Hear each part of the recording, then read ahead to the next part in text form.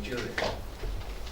In these two studies, we've tried to look at fiscal governance issues in the energy and electricity market in Nigeria, and how this relates to sustainability, reduction of carbon and greenhouse gas emissions, and what exactly can be done by the federal government going forward and the private sector to be able to improve both fiscal governance and access to energy in Nigeria. Let us start with the solar energy report, where we looked at the provisions for solar energy in terms of lighting, electricity, and then for solar boreholes over the period of 2012 to 2016. We are looking at it from the overview of value for money and sustainability, asking the question whether the investments were worth the while, whether communities and the people derived actual benefits from the project, and what went wrong in the event there were any challenges encountered with it. We looked at value for money from the three crucibles of economy, efficiency and effectiveness. We go to page 3 where we discussed the issues of economy, efficiency and effectiveness, and raised the posers whether the federal government of Nigeria implemented those projects at the least possible price. Further, we asked whether the beneficiaries got the maximum outputs and benefits from the concluded projects.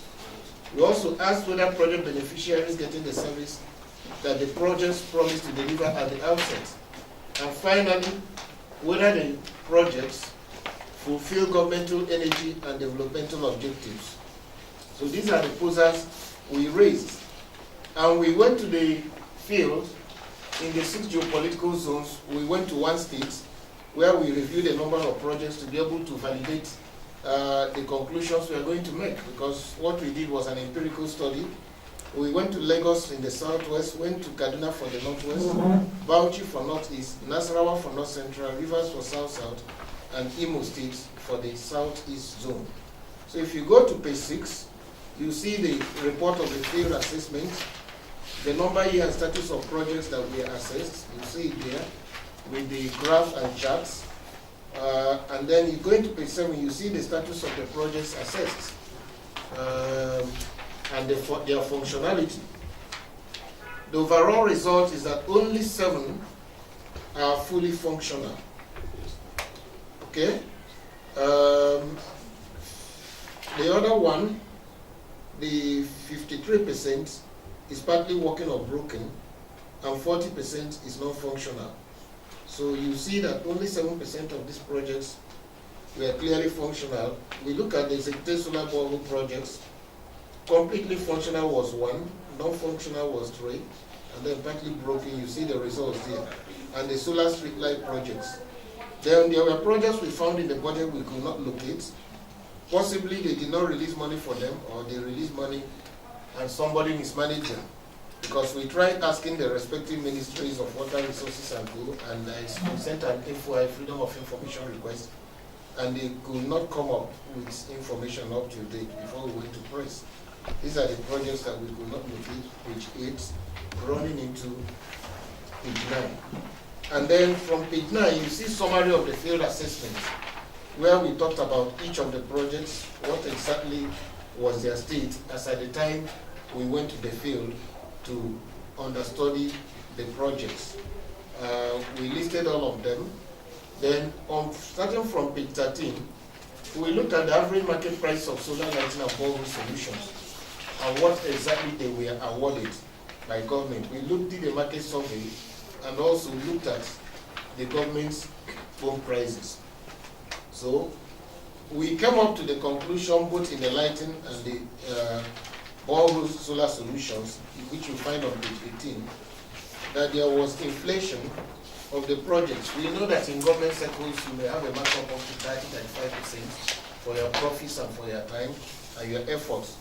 But this was not the case. If you look at the markup that they have, averagely, it's quite on the high side. Okay?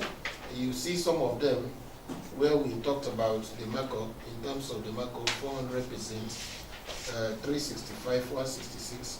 So very quite high inflated cost of these solar solutions.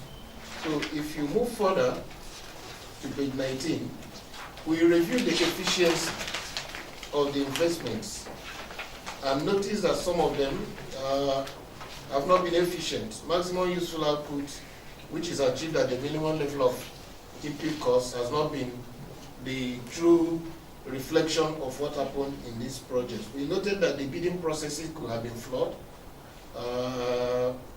and poor knowledge of solar solutions in the country. Maybe some people who are not properly skilled bidded and had to do the jobs. We also noted that they were expensive. We also noted that maybe somebody inserted his own interest to be beyond the public interest. Those who are awarding the contracts, the private sector, the public servants, and the political office holders. So that could have possibly happened. Then we looked at, if you look at page 24, we looked at these projects and the fact that they could have possibly, if properly managed, led to the reduction of carbon and greenhouse gases. And in these days of climate change information and literature being preponderant everywhere, Nigeria could have also gained some carbon credits, which could have been in terms of naira and kobo, if the projects are well managed and the designated operational entity, which is the Federal Ministry of Environment, done its own homework very well. And at this today, they are selling, I think under the Paris Agreement, they are selling a ton of CO2. The money could come back is about between $22 and $24, which is quite some money if you look at the quantum of carbon that's generated in Nigeria and how we can replace them. We went back to 24 and 25 and looked at, we marked the projects and whether they are poor, average, good, very good. But we came up that most of them did not pass and they did not do very well. At page 28, in the light of the foregoing, the need for maintenance and sustainability, we noted that CSOs can be trained and is entrusted with authority to run and ensure the functionality of these facilities so that we can earn carbon credit from them. And this will have enormous multiple benefits, namely, we can meet our nationally determined targets, which could be attained through measuring, reporting, and verification. Because if you look at the document Nigeria submitted to the Paris Climate Change Conference, the conference of the parties, we made ourselves some targets. We said we are going to reduce carbon emissions by 20% unconditionally, and we talked about 40% conditionally if we receive a lot of support from international donors.